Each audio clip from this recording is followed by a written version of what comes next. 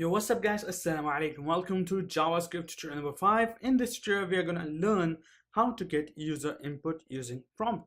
So let's get started. A prompt is a dialog box which allows us to display text box for getting user input. Let's have a look at it.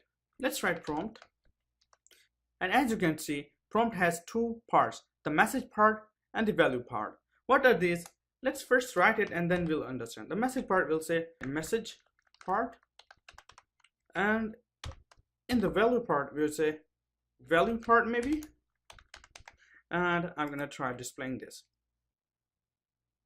Now what we get is this. The message part is the message at the top and the value part is this part in here. So let's try this. I'm going to change this from message part to. And let me save it and then come back in here and refresh this. And as you can see, enter your name goes in here. Okay, there are 2 points to notice in here. Number one, this is optional. You can get rid of it. And if you save it and come back, refresh, as you can see, you just directly type in here and you don't need anything in here, right? It's not needed, so it's optional. Second thing is you can actually do without this too. So if you don't write anything and come back and refresh this, no problem, it won't have a message and won't have a value, but still it is a prompt, so it will work. Now let us create a simple program which will take my name and my age and give us some output. So let us get started. We're going to say document.write, and in here I'm going to say prompt. I might say write your name.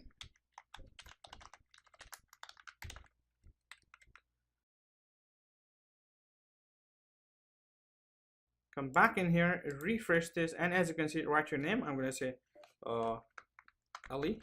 Write your age. Let's say 22.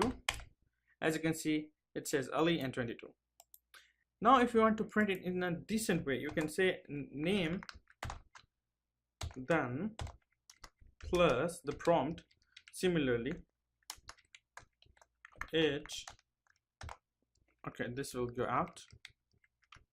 Age will not go inside the prompt, it will go inside the document write, and we're going to say plus, and at the end I'm going to write plus br. I'm going to save it and come back in here, refresh this, and I'll type Ali and age 22, and as you can see, it looks better. Now as you can see, this is really long text, and if you want to write a bigger text and if you want to include the optional argument too, then you will have a problem. So what you can do is you can take this out, and in here you can create a variable my name equals this prompt. So whatever you enter in here, for example you entered Ali, so the result Ali will go inside, and you can print just Ali, my name, directly. And similarly, I'm going to take this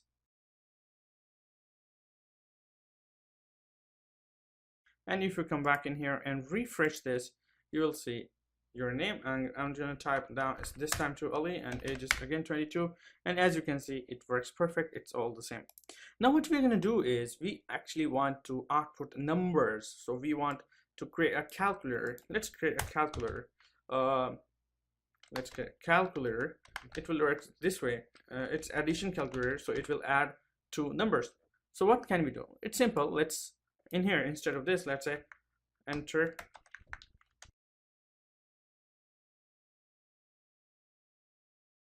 and in here I'm going to take one out, and I'm going to say in here addition, and in here I'm going to say num1 plus num2, and I'm going to put it inside a bracket and save it, and let's come back and refresh this. Let's put num1 as 1, num2 as 1, and as we can see, it displays 11. Why is that? Well, basically it's simple. It's saying this is a string, right? A string. So you're saying there is 1 and you need to concatenate it, means merge it with 1, so result will be 1 1. It doesn't understand this is a number. To tell it this is a number, we have to use a simple statement or function called parse float, and we just add parse float in here. Similarly, we have to add parse float in here.